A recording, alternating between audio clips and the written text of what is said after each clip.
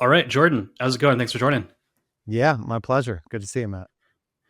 Good to see you too. So we've known each other for a while, I guess since 2020, on and off. Hmm. And we're going to talk about a bunch of stuff, and we can take this in any direction. But you're a person who's had a really great career. You've worked before, and you've led a lot of companies that I find really interesting. And so I want to dive into a lot of those. I want to dive into maybe in reverse order, so like most recent, and then we'll skip around. So dive into Hampton, dive into HubSpot, dive into the Motley Fool, and then maybe towards the end we'll skip back forward and talk about what you're doing now. Okay. Sounds great. Yeah. So are the people who listen to this, they're media founders, they have newsletters, podcast audiences, but also a lot of them are building community businesses, or maybe a community is an element of their business, whether it's like a membership event or whatever it might be. And you up until real recently, you were the CEO of Hampton, which Hmm. is one of the fastest growing. What do you call it, a community business? How do you describe it to people when you're just explaining it? Yeah, I'd say like it's a community for founders and tech CEOs. Sometimes we call it, a network, a membership network, but yeah, it's a community. And when was Hampton started in 23? Hampton started June of 2022. Okay, Yeah. yeah, and June really of picked up steam. 2022. And it was kind of like on the DL, basically. It was the two co-founders, Joe and Sam, started it in June of 2022. And they were just kind of hitting up their own network, um, kind of getting people to join just based off of their own relationships and obviously their own, great credibility and success. And they kind of ran it that way, very, very lean. They're obviously bootstrapped, just the two of them for maybe 4 to 5 months. I shouldn't say just the two of them. I think they had two other employees at the time. And then I joined late December, January of 2023. Awesome. And we won't get into numbers, but it's growing super fast, right? I think Sam did a podcast. Sam doesn't share a lot of numbers about his businesses, even though he asked everybody else about all the details. But like I have, Yeah, exactly. yeah, I have an from an old interview, like in 2023 in March, which was Hmm. like 3 months after the announcement. They had over 300 members at you know $8,000 or $9,000 a year. Sam said in that interview, we're going to get to north of 1,000 members before 2023 is over. And so I expect, just to give people, the audience, like a sense of Sure. the scale, I expect from like public numbers, it's north of 8 or 10 million ARR, Yeah. and likely north of 1,000 members. So it's very successful, of course. Yep. All those. I think we're pretty transparent about saying we've got more than 1,000 members, and at least when I left a couple months ago, it was $2,500 activation fee to join and $9,500 per year. So you can kind of do some back of the napkin and kind of quickly get a sense of scope and scale. I wonder, because a lot of people, they want to either start a community business or like add that as a feature onto a product that they have.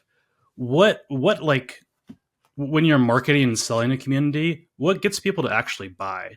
Because it's community is kind of this like a ethereal thing that's like almost like air to some degree until you're actually in and experience it. And you can't do that until you actually buy. So like when you talk to customers, like when you were doing marketing, what was actually the thing that pushed them over the edge to purchase, a high ticket community? Yeah. I think that the number one thing that gets people interested in community is like some of the things that have always worked, which is social proof and kind of FOMO. So like the the emails that always worked best for us in terms of getting people hooked on Hampton was articulating to them the last 10 people that joined Hampton. And obviously the more specific and relevant you can be, the better. So if I'm reaching out to a founder in New York who's running a $10 million ecom business, if I email that founder and I say, hey, check out this list of the last 10 people that joined Hampton, and that list includes a bunch of other ecom founders in New York and SF who are doing 15, 20, 30 million in revenue, a step above them, all of a sudden that person's like, holy shit, this is something I really got to join. So I think it's a lot of the things that work in other places, but for us, a lot of it was about social proof. Absolutely. And I want to talk about marketing in a second, but first, like sales, it seems like you had a pretty simple and dialed in sales process. So after someone, I guess, applies and becomes a lead, what did the process look like, and how did that work? What worked well about that process? Maybe what are some like sales processes that you tried in the past that didn't work that you changed? Like what did you Yeah. learn from kind of lead to conversion? Yeah. So yeah, the process essentially from top of funnel down was somebody applied to Hampton. It was, it changed a lot of times. So maybe I'll talk a little bit about this, but we probably did everything from a 4 question application to a 25 question application, at different times. But you fill out the application, and based on 3 or 4 different kind of characteristics or answers to those questions, you would either move on to become a lead, or we would say, hey, it's not right for you at this time based on things like geography, time zone, revenue, what position you were at the company, things like that. If you qualified, which call it 60 or 70% of people wouldn't even qualify, but once you kind of qualified, then we would try to set you up with someone on our team, on the membership sales team, and they would do a 30-minute interview with each member. The interview was roughly 15 to 20 minutes of the person on the Hampton team asking the founder questions about their business, about their scale, about their pain points, challenges, questions about their personal life, like things that mattered, where they lived, what kind of stage in their life were they? Are they, 40 and they've got 2 young kids and they're on their 3rd company, or are they 25, 26 and it's, first time founder? Those things are pretty important to kind of find out about people. And then the last kind of 10 or 12 minutes of the interview was the person on the Hampton side kind of running through a deck pretty casually and just articulating to them the main value props. This is what people typically come to Hampton for. This is what you get when you're a part of Hampton. It is not a hard sales pitch at all. It is very much like, this is what it's all about. If you're interested, awesome. If you're not, that's okay too. And then after that, we would record all of those videos, those 30-minute sales videos. And then either myself or Joe or Sam, one of the 2 co-founders, would watch that video, and us in conjunction with the membership sales rep would kind of give a final thumbs up or thumbs down. And mostly in those videos, we were looking for, fit in addition to, growth of the business, how interested we think they are in actually joining the community, how much we think they're going to give back as much as like how much they're going to take from the community. That's also really important as well. And then, if we decided to give the person a green light, we'd send them an email and tell them congrats, they're in. And then it's up to them on whether or not they want to join. Makes sense. And I like how they're kind of selling themselves to some degree, right? Like they're interviewing with you, you have to accept them. And so it kind of flips it on its head versus a traditional sales process. It can be the opposite in many ways, which is really cool. So to actually get leads, what worked? And obviously, Sam Parr, who's the co-founder, has a large audience. Sure. And that's almost like kind of like the default answer, which probably isn't as exciting to a lot of our listeners because like some people have an audience, some people don't. I also heard either from Sam or somewhere else, like, people are not really like Googling and searching for founder communities. Yep. And so you're not getting like that, like an agency or a software. They might get kind of that in-market prospect that's more easy to convert. But just in general, what type of marketing channels were? So there was an 80-20 of what marketing channels worked and what didn't. What did that look like? Yeah, I mean, outside of Sam's audience, I'd say the biggest thing that might be applicable to other folks is, we looked at of Sam's channels, obviously Sam's been building for a really long time and is prolific across a number of channels, but we kind of looked at what was working best. And, at the time, I think it was, Twitter and My First Million. And so for us, we kind of said, all right, at a certain point in time, Sam's audience is obviously going to start to become saturated. And we're going to need to find a more sustainable source of, lead gen. So we thought, all right, well, we know podcasts have been really, really effective. We know people are listening to My First Million and then getting interested in Hampton. We also just, of course, know anecdotally that this demographic is very much, interested in podcasts. So at first, of course, we thought, well, maybe we should just go advertise then on other people's podcasts. Like, that's pretty simple. But we really wanted to do something for the long term. And so we kind of thought, well, we know that this is a channel that works. We also know that we've got a great talent in Sam. So what are some topics that we think we might have, a competitive advantage in? And so that was why we created MoneyWise. So MoneyWise is Hampton's podcast. It's currently hosted by Sam. It's obviously talking to high net worth individuals about their money, their investing, things that people don't normally talk about. So that, the point of MoneyWise isn't to generate ad dollars. It's a lead gen tool for Hampton. So that was kind of the biggest thing that we did that was effective outside of Sam's original network. We did run some ads. I mean, LinkedIn ads, I'd say, did fair. I mean, there was also ROI positive. I don't think that it scaled wonderfully, and I don't think we were ever really interested in sinking that much into, paid media. But LinkedIn definitely worked for some time as well. And then obviously I'd say the last thing that we did was, we create our own blog. And so we kind of looked at what are some assets that we already own that we can kind of generate traffic and attention from. And so we realized when Hampton members join, we could interview them. They all have incredible stories. And if we publish stories about them, it's kind of a win-win because it's free PR for them. And it also generates enough interest and traffic for Hampton that it's a lead generator as well. So that's another cool thing that we've done. Yeah, I think just overall the content marketing, kind of a boring term, but Yeah. it's accurate. Hampton's content marketing has been really good, both with the case studies on the blog, which you also kind of do in the newsletter, the lead magnets, which we don't have to dive into all of them, but like there are more research reports where you collect data on your members and then put that into a report. Yep. Collect contact information in exchange for access to that. Those are ones that I think a lot of people most lead magnets suck. I'm trying to say, it's really lame content, but those reports have been really insightful and I'm sure effective for marketing too. I mean, I'm assuming they have. I don't know. Are the lead magnets effective? Yeah, okay. I mean, they're. It's like everything. It's also hit or miss, right? Like I could probably look at the last 10 reports that we've done, and there's 3 of them I think that probably, the 80-20 rule almost always applies. There's 3 of them that have driven the large majority of the leads, and some of them are flops. But I think it's so like all of this stuff is old. Lead magnets, like looking at your content marketing playbook kind of pocket. But I think the important is that like we're taking content that you can't get elsewhere.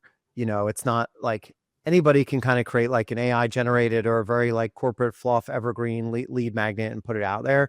But I think the Hampton ones were really, really unique in the specificity and just the novelty of the data. Like where else can you go and find out how 500, founders and CEOs, how they're investing their money?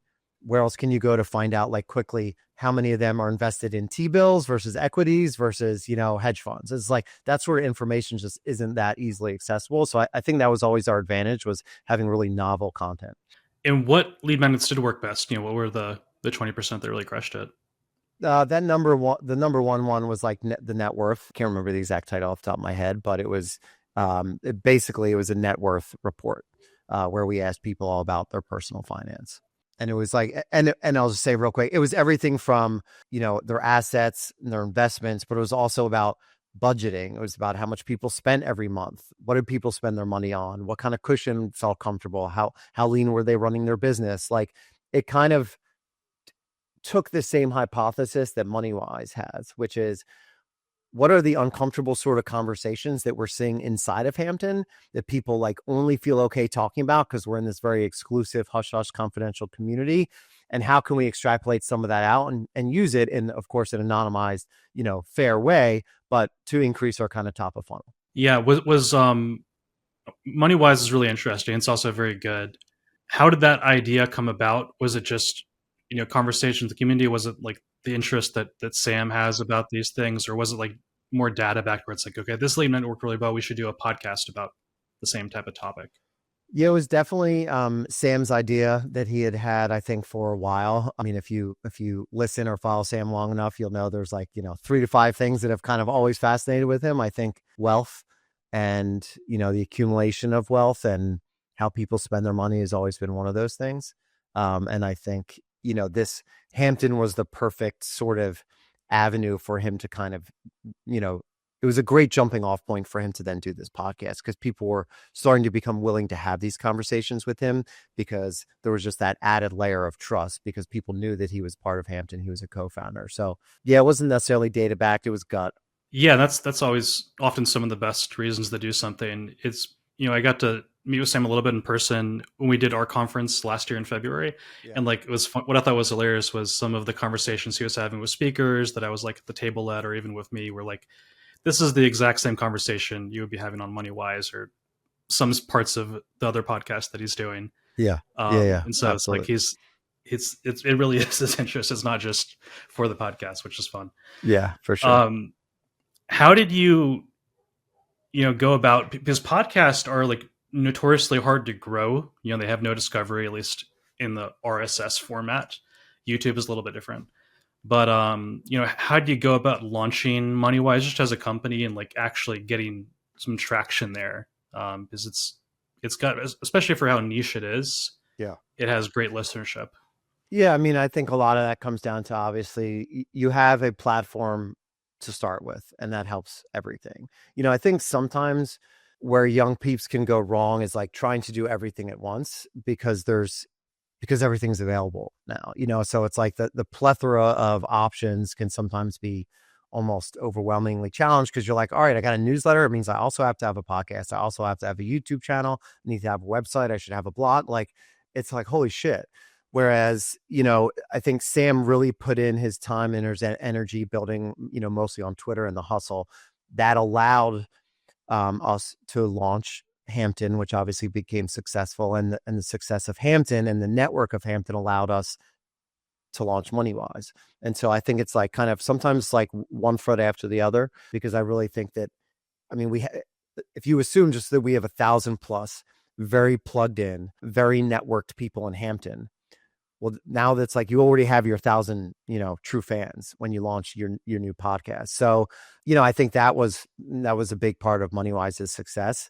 In addition to the fact that we also have, of course, a newsletter, we've got our own blog. So the more marketing assets that you have that are already successful, I think you just keep increasing the likelihood that you're going to have, success on future ones. This might be an obvious question, but walk me through the decision to have a host for MoneyWise that wasn't Sam or wasn't someone from Hampton, or what wasn't a full-time Hampton employee from like day one. So most people think of podcasts and they think of like creator-led podcast, but it's started as that. But like after maybe the first 5 or 10 episodes, Sam brought in, is it Harry who's the host now? Yeah, I mean, nothing no rocket science behind it. I think it just, at first we thought, let's do this for a year. Let's see if there's traction there. Let's make sure that it kind of links up one-to-one with, supporting Hampton, because that's the primary objective of the podcast.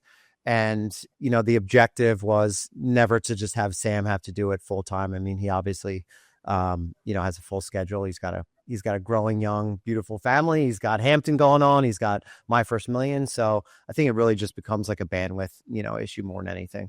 And I didn't personally want it to be someone on the core Hampton team, mostly because I just didn't want it to be a distraction. And Harry's wonderful. And, we have a close relationship with him as well. But who knows? Maybe they'll change it in the future.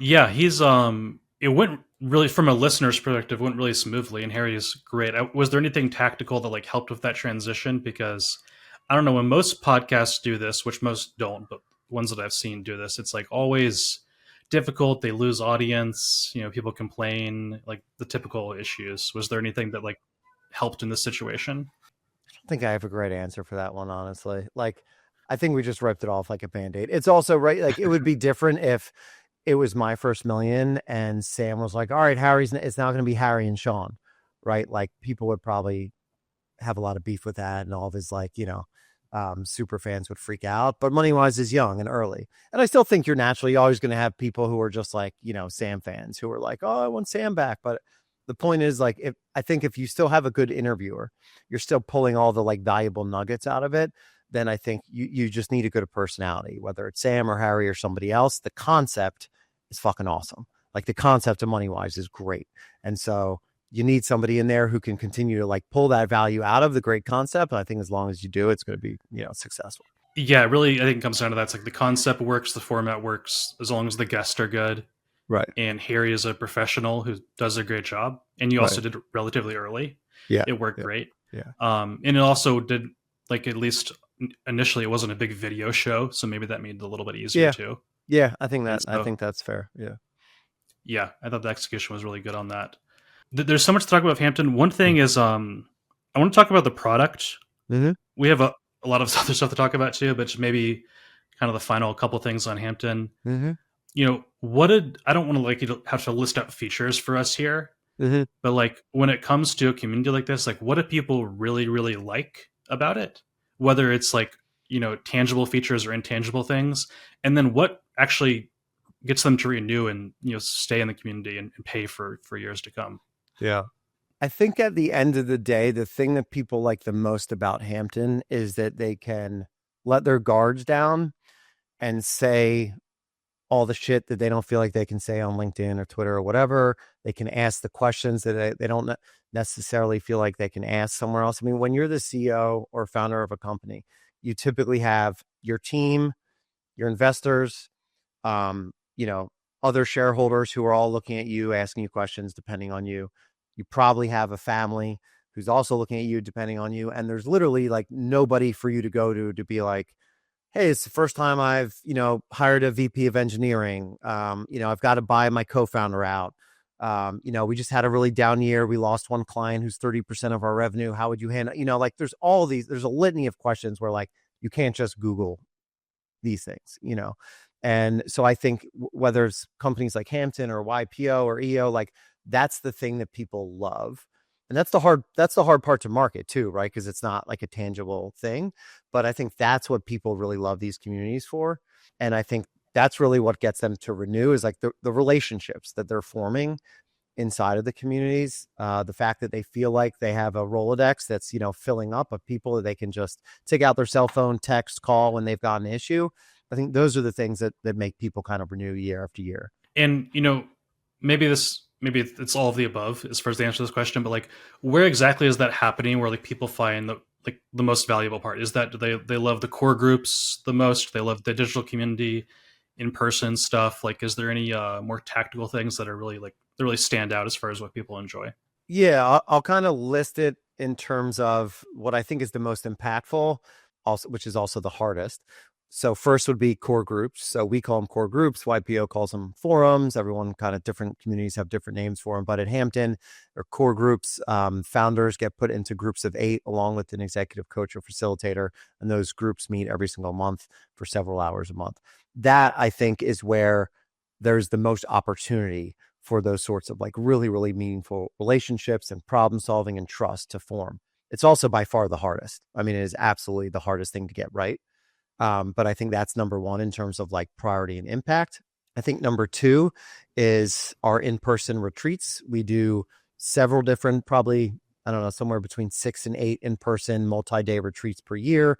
We have like our kind of flagship retreat that we call Hampton Foundations, which is in Austin, usually twice a year. But then we also do a lot of like badass other retreats. We have like a 5-day surfing trip in Nosara. We have a mindfulness retreat that's 3 or 4 days every single year. We did there's a golfing retreat, one in Park City for skiing. So we've got all these different retreats, which we put a lot of time and energy into the content and the programming, but also who's going on the retreats. And we're just fucking awesome. I keep saying we, like I'm still at Hampton. I think I'm always going to feel like I am, but I think the team does an incredible job at those, and they have a big impact on people's relationships. And then third, I'd say is Slack. Our Slack community, I think, is the number one place to be on the internet. People share a lot of confidential stuff in there, and you can get value instantly. You have a question, you need a problem solved, you can post it, and a lot of times get your answer in less than 24 hours. That makes sense, and those are kind of in order. That's really fascinating. With the retreats, are they kind of like a la carte, where you pay an additional fee to attend a retreat and you choose what you want to attend? Yeah, so we charge for the retreats, but I mean we break even. We're not trying to make money on everything, so it's heavily subsidized. So it might be a couple grand, $3,000 or something for like a very, very nice luxury 3 or 4 day retreat. So yeah, people can just decide to opt in as they please. Yeah, almost like the Costco model in some way, where it's like you pay for the membership and the retreat is not the profit generator, or the physical product isn't. And then wait, are you gonna finish that by giving like what's our version of the hot dog, or what? Where we get to go? No, I don't know if we want to call ourselves the Costco of the community. Bad analogy for your brand, but no, I don't know where I was going with that. Yeah, but I like it. One so core groups, they're mostly virtual, but you're also doing some in person. Mm-hmm. Is it still the vast majority of those core groups are virtual right now? Yeah, it's probably 80%. But one of the things that people always kind of ask me about my time at Hampton is like, what was one of the things that was the biggest surprise, or something that you didn't think was going to happen that did happen? And by far, when Joe and Sam started Hampton and when I joined, the hypothesis behind Hampton was essentially that, remote work had changed everything, and Zoom and Slack had changed everything. And basically we could recreate a different version of the YPOs of the world, but do everything virtual on Zoom and, on Slack. And I think it worked okay for the first year and a half. But I think what started becoming more and more clear to all of us was that the really, really, really genuine connections were happening in person. They were happening over dinner. They were happening on the retreats.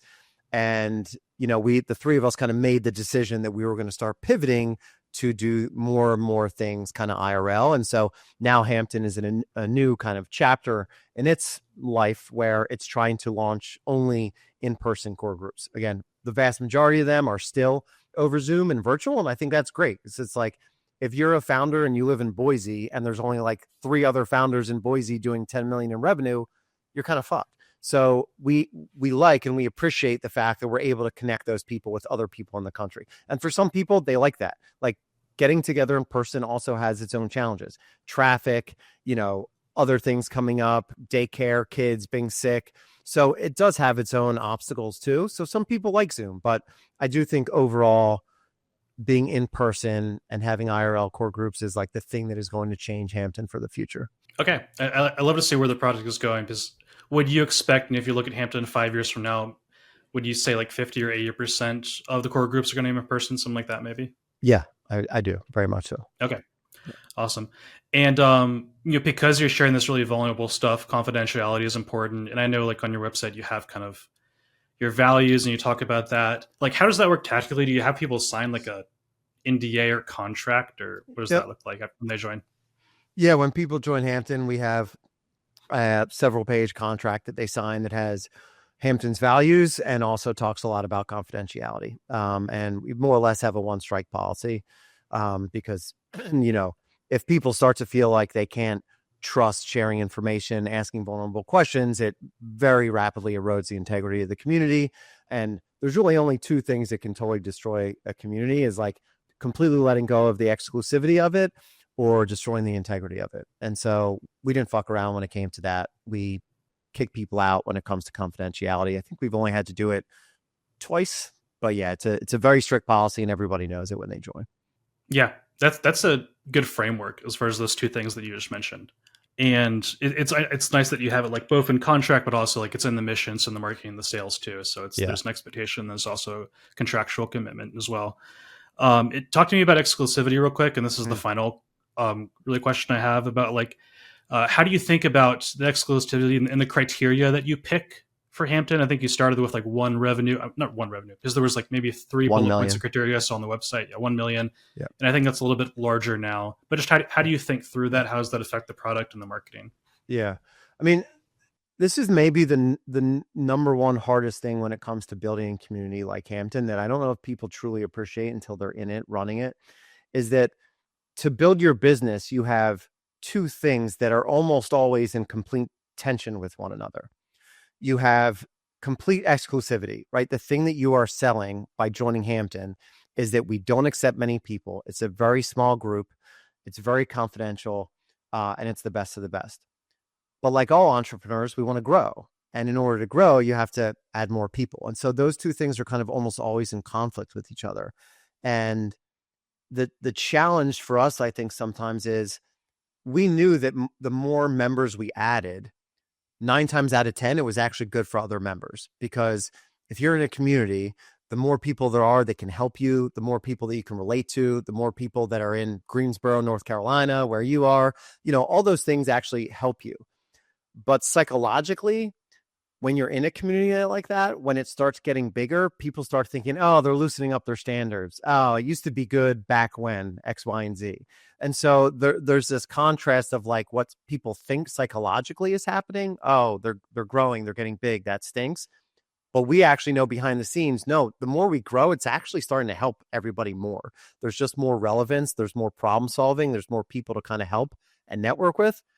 And but it's really hard to explain that in a way that people get. And it was just really challenging. It's the hardest thing about running a community like ours that's exclusive. And so it's really difficult. What criteria like worked well for you? Like, because I think there were like there's the revenue criteria, and there's also a past exit.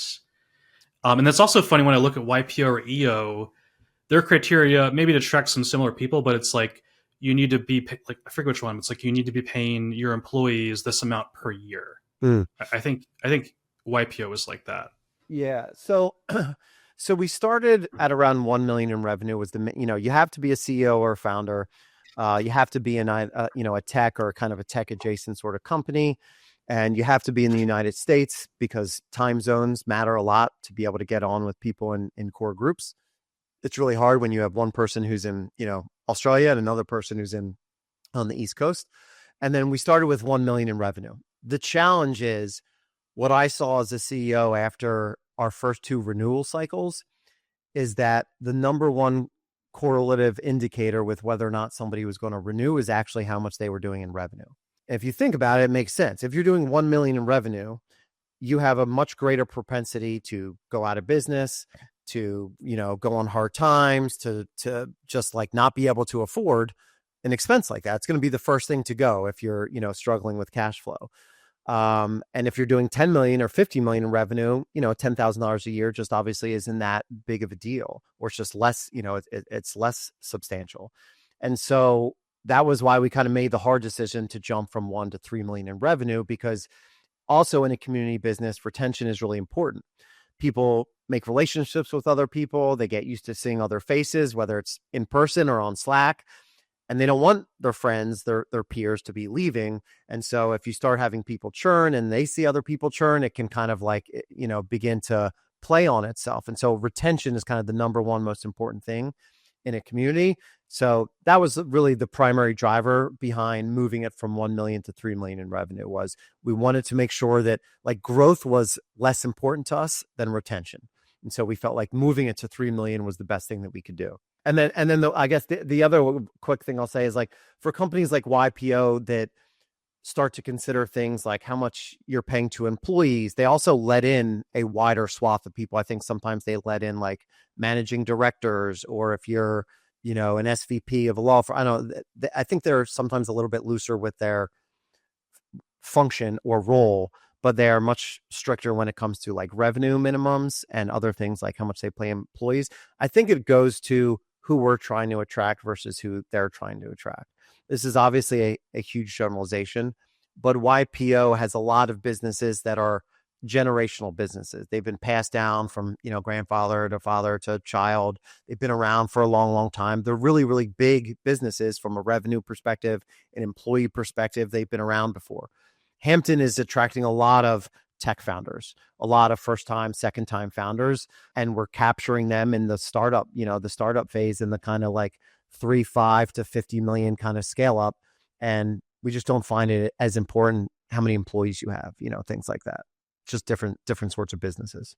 Absolutely. Yeah, I saw that with YPO, and I'm like, well, if you have one of these hyper profitable businesses that are a handful of people or a small team, then you can't even get into YPO, even though you might have a better business economically than someone who fits that criteria, which I thought was interesting. But okay, 2 more questions really on Hampton is there anything that like you like the team or you had ideas about doing, whether it's to grow the business, new features, new products to sell, that you thought were really good ideas, but you didn't do them because maybe they weren't best for you or the team, took away from your main focus, but like were maybe ideas other people could apply to their businesses?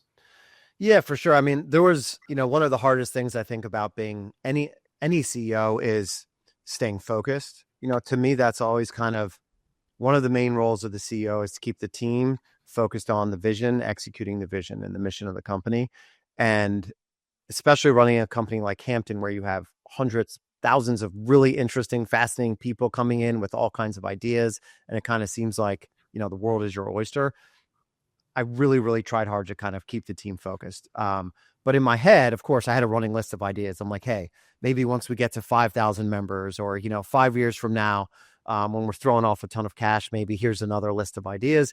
We kicked around things like, having our own actual retreat business. I think we do retreats really, really, really well. We obviously, like I said, just try to break even, but I think that's a business in and of itself. Thought a lot about like becoming a data business. I think this was kind of one of the ones I was usually more excited about. I think we have a lot of opportunities to be like a kind of like a CB Insights, right? Like we have all of this information and data from our members. And especially if we got to the point where we had 2,000, 3,000, 5,000 members, that's an insane amount of information that other companies would obviously be, willing to pay for. And so I think, running a data business would be a great idea. Also kicked around, having a fund, being our own syndicate, there's so many opportunities really. There's a ton. I want to spend a little bit of time on HubSpot and maybe the Motley Fool. And I also want to talk about a lot what you're doing now. So I want to leave time for that. We can go in a lot of different directions. Is there anything that you think our audience should know about, what you're doing in HubSpot and the hustle? Because I think we kind of thought, maybe back in 2020, like a lot more SaaS companies were going to buy media companies. I think what you and the HubSpot team did was really cool with the hustle, but I haven't seen it replicated as much. There's like a couple other examples. Like, what are some other ones? Like, Robinhood bought a couple things. The list goes on. But like, you were part of the leadership team there. You were the VP of marketing at HubSpot. So like, what were you doing? How does a company like that think about media to actually grow a massive, multi-billion-dollar SaaS company? You can take that in any direction you want. Well, I think if you look at things from HubSpot's perspective, right, they had done such an incredible job over, almost 2 decades of growing their brand and their marketing funnel through organic traffic. The HubSpot blog, is famous. And that was how they generated a large majority of their leads. I forget exactly what it was. Let's call it like 40%. It's massive. And, I think the HubSpot executive team was great at looking ahead and saying, all right, well, at some point, the growth on the blogs and organic traffic is going to either saturate or AI is going to change everything. We're going to have to diversify kind of our lead gen funnel. And, they looked at the hustle as a great opportunity to buy. I think it was undervalued. I mean, I think HubSpot got a steal. But I think, they looked at it as an opportunity to buy an audience that they would be able to do a much better job monetizing. The hustle obviously was monetized through ads, and of course we had trends, but it was very young in its infancy.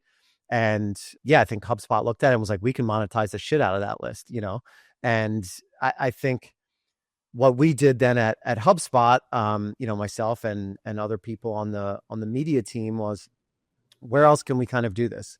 So, we built up, of course, the hustle while we were at HubSpot, and we continued to work on the blogs, but then we built the podcast network. We built a YouTube network, and we built a creator program.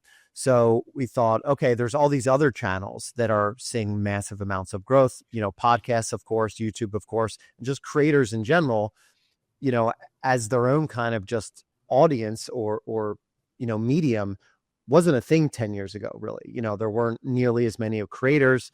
The amount of growth that's seen in creators has just absolutely exploded. And so I think HubSpot, look, there's a million other ways that we can go out and rent audiences from other people. And that's essentially what they're doing. They're renting other people's audiences, whether it's putting HubSpot ads in other people's podcasts, in other people's newsletters, on other people's YouTube accounts. And my guess is that they're renting these audiences to see if they can go find another hustle, down the road, because they know exactly what happens when a lead comes in from one of these other audiences. They know what the conversion rate is from, lead to paying customer, and they know what their net retention rates are. So my guess is they're monitoring all those things very well, and they're looking for like the next great purchase. Yeah, what people don't realize is, they don't have to get a lot of customers or a high conversion rate from, a newsletter that has 2 million subscribers, because their LTV is in the tens of thousands of dollars for a HubSpot CRM customer, something like that, maybe more than tens of thousands of dollars. Yeah. What do you think like they were most excited about maybe before the acquisition, as far as like what audience is going to recover, like what's going to work? Like, was that the newsletter? But then, a couple of years later, what was actually the hustle's biggest impact on HubSpot's marketing? Was it, I kind of assume that like they kind of maybe came for the hustle in the newsletter, but they got more value from podcasts potentially. I don't know. But was there any kind of...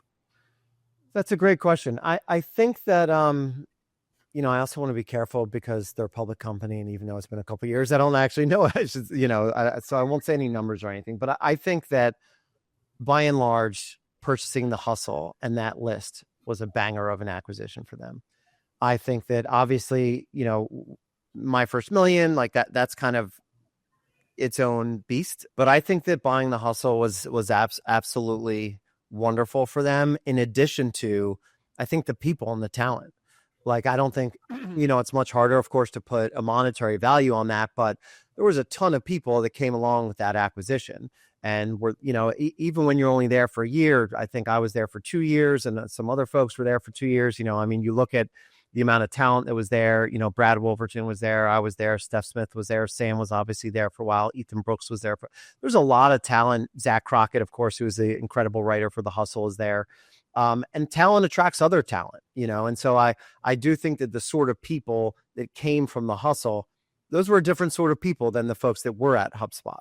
Not better, but just different. And I think no doubt that HubSpot benefited from attracting a different sort of talent. Yeah, and it brought on a different type of marketing, different type of content person, because they were doing traditional inbound content marketing, and like everybody knew the HubSpot blog and it would show up for everything. But like it also, you wouldn't open the HubSpot blog. You wouldn't want that in your inbox every morning. Most people wouldn't, it didn't have that like affinity or like likeness. Like it had trust, but it didn't have maybe as much authenticity or like candor as totally as like a media company does. Yeah, there's an element of, for lack of a better word, like an editorial style to a Hustle or a, pick your dope media brand that you kind of love, that is very hard for companies that are, billion-dollar public companies to have. It's different. HubSpot is a marketing company.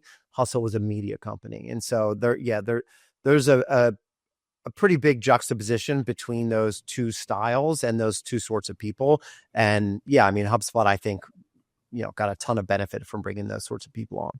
Do you think we're going to see more, SaaS companies by media companies? Because I think in 2021, that was like a trend. Everybody thought we were going to see a ton of it. Also, it was kind of like ZERP and more acquisitions were happening and it's kind of a different economic environment. Yep. But not a ton have happened since. There's a couple like I mentioned. Yeah. But, will we see more of that? If you were a SaaS CEO, would you acquire a media company, or like what would you look for? I mean, take it any way you want. Yeah, I think that maybe one of the reasons that we haven't is because the sheer proliferation of how many newsletters there are now, and especially, of course, with Substack and Beehive and everything else, that I think there aren't as many obvious ones. Like at the time, there was basically the Hustle, Morning Brew, and the Skim. I mean, it was like, and thousands of other small ones, but for the most part, those were the ones with not only really big lists, but also a very, very engaged, reader base. And now there's so many, but I don't know if there are as many that have the same level of kind of authenticity and trust with their audience that are also big enough that it would warrant the attention, right? Like you also have to imagine being in the C-suite with, at the time, I think it was Yamini and Kip and a bunch of other people in HubSpot. You've got to raise enough to a level where you're going to get their attention if you're talking to people in the C-suite like that. And, I think by nature of the Hustle having, I don't know what it was, 3 million people on their list, and an excellent stable of writers, you have to just get to a certain level if you want to be, even just kind of considered. So I do think it's just a little bit harder, maybe. Yeah, that's actually was thinking, like, there's not as many targets that are really worth, something that's going to move the needle. Like, there's not as many media companies that, could be acquired for the $10 to $50 million range that are really have audiences of millions of people that have high affinity that fit into a SaaS company. Right. Like I could there's name, there's a much bigger long tail. Yeah, it would be hard to name right now 5 companies that you think would be big enough to be an acquisition target for a big SaaS company. Unless you're going to a SaaS company wouldn't do a roll up, but like another company does a roll up and then that goes to a SaaS company. Right. But that adds extra steps. Right. I think that, but the second part of your question I think is important too, is like, will it still happen? And is it still a good move? If I was a SaaS executive, and I think it 100% is a wonderful move because there's just a valuation arbitrage. Like that's the thing, right? Like a SaaS company gets a certain multiple if they're running a good, healthy business. They get a certain multiple, and an ad company gets a different multiple.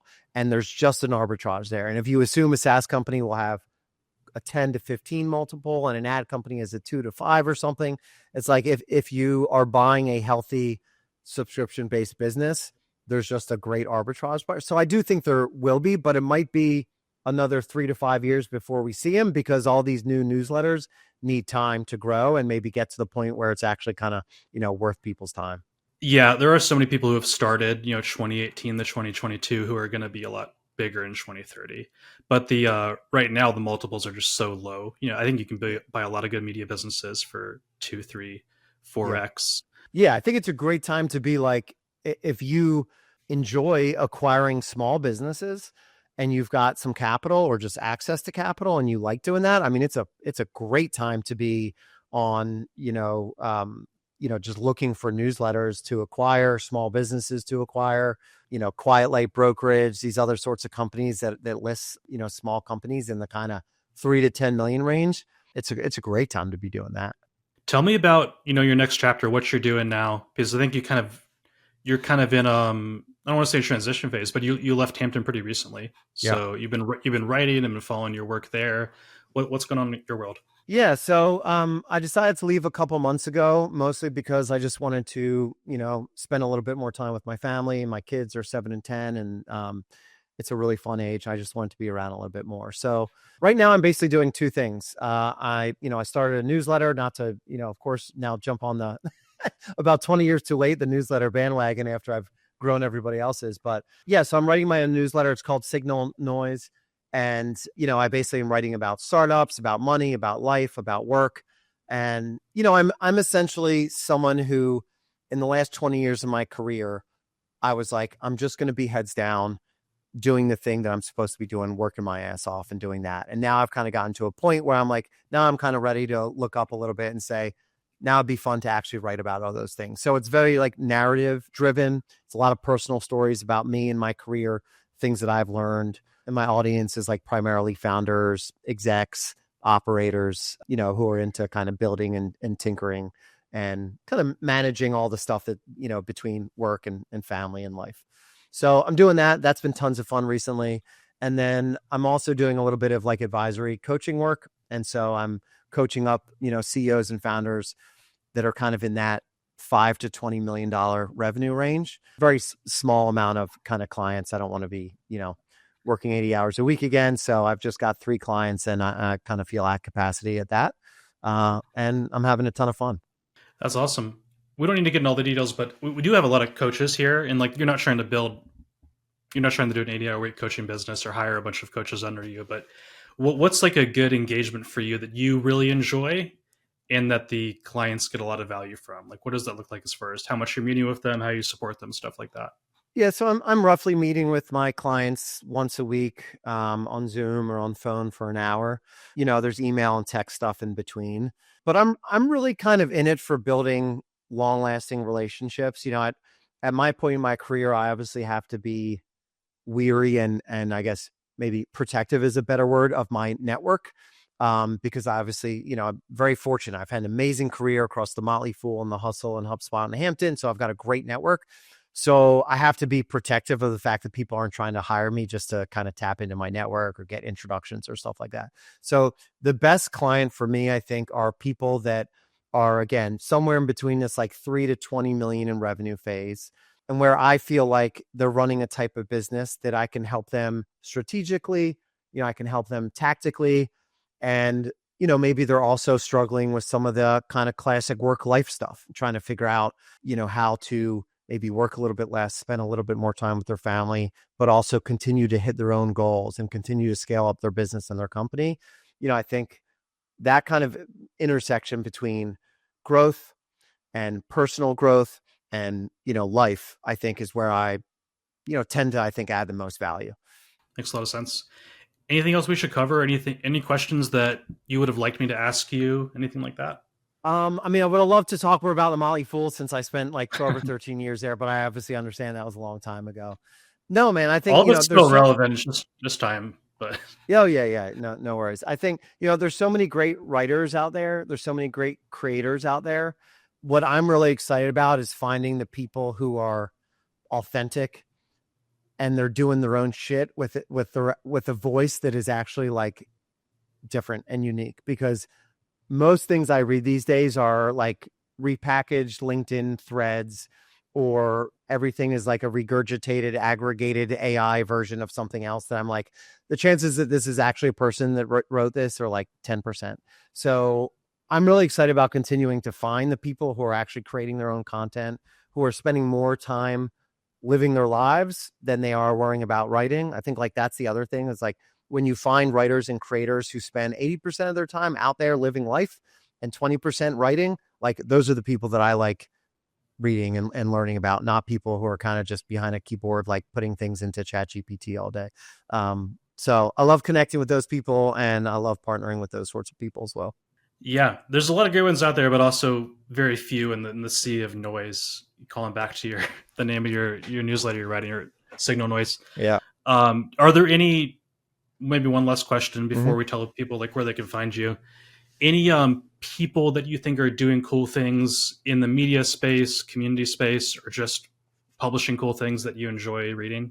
Yeah, I've got a list of people that I really enjoy reading. I like the Sunday Long Read is one of my favorite newsletters. I get it every Sunday. It supports long form journalism. It's great. I like this guy Freddie DeBoers, who writes about like cultural sort of stuff, for lack of a better word.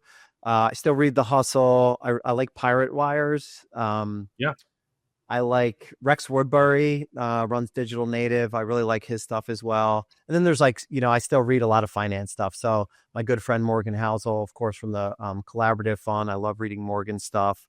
I really like this guy, Nick. I don't know how to pronounce his last name. I think it's Nick Majuli. He writes a newsletter called Of Dollars and Data.